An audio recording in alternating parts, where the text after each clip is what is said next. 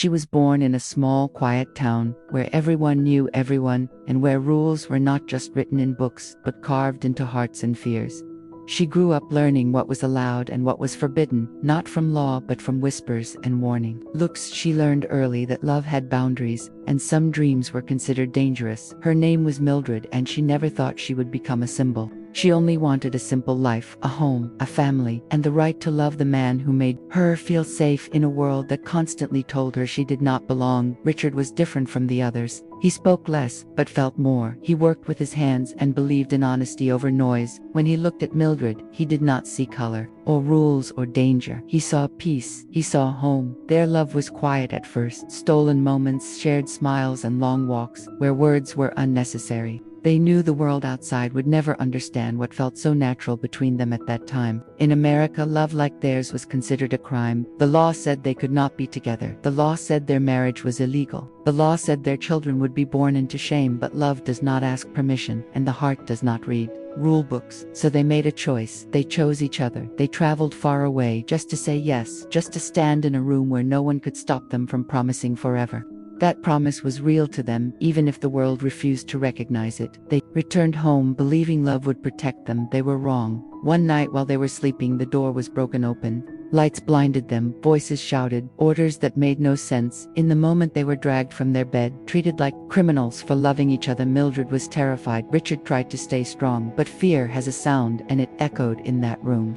They were arrested, not for hurting anyone, not for stealing, not for violence, but for love. In court they stood silently. While strangers decided their future, the judge spoke words that cut deeper than chains. He told them that God had separated the races and that their marriage was unnatural. He gave them a choice: leave their home or go to prison. Imagine being told, you cannot live where your memories were born simply because of who you love. Imagine being forced to choose between freedom and dignity. They left everything behind: their family, their land, their sense of belonging. They moved to a city where faces passed without knowing them, but loneliness followed them. Love was still there, but it was heavy now, burdened by fear and loss. Mildred missed home. Every day she missed the trees, the silence, the place where she felt real. She did not want to be brave. She wanted to be normal. Years passed. Their love endured, but the injustice never faded. Then one day Mildred heard something on the radio. People talking about rights, about equality, about change. She felt a spark, not of anger, but of hope. For the first time she believed that maybe the world could change. She wrote a letter, not to protest, not to accuse, but to ask for help. She wrote because love had already taken everything else. That letter traveled farther than she ever imagined it reached. People who understood the weight of injustice and the power of simple truth. Lawyers took their case, not because it was famous, but because it was right. The fight was slow and painful. Every step reopened wounds. Every headline reminded them they were seen as a problem, not people. Richard stayed quiet through it all. His strength was not loud. He stood beside Mildred every day, reminding her that no matter what happened, love was still theirs. No court could erase that they were not fighting for attention. They were fighting to go home. The case reached the highest court in the country, a place where words can change history. They did not sit in that room.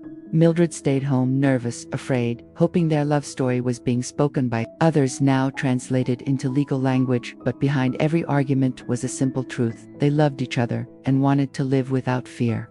When the decision came, it changed everything. The law was struck down. Love was no longer illegal. Their marriage was finally recognized, not just by their hearts, but by the nation. They could return home. They could live openly. They could exist without apology. But the victory was never about headlines or history books. It was about walking hand in hand through their town again. It was about sleeping without fear of a knock on the door. It was about children growing up knowing their parents' love was not a crime. Mildred never saw herself as a hero. She said she only did it because she loved her husband, and maybe that is what true bravery looks like. Not loud speeches, not raised fists, but quiet persistence. Choosing love again and again, even when the world says no. Their story changed. America laws were rewritten, futures were unlocked. Millions would love freely because two people refused to let hate define their lives. Their love did not shout it, endured it, waited, it won.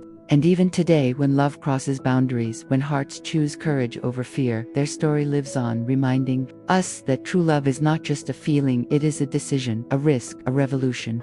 Because sometimes the bravest thing a woman can do is love without permission, and sometimes that love is powerful enough to change the world.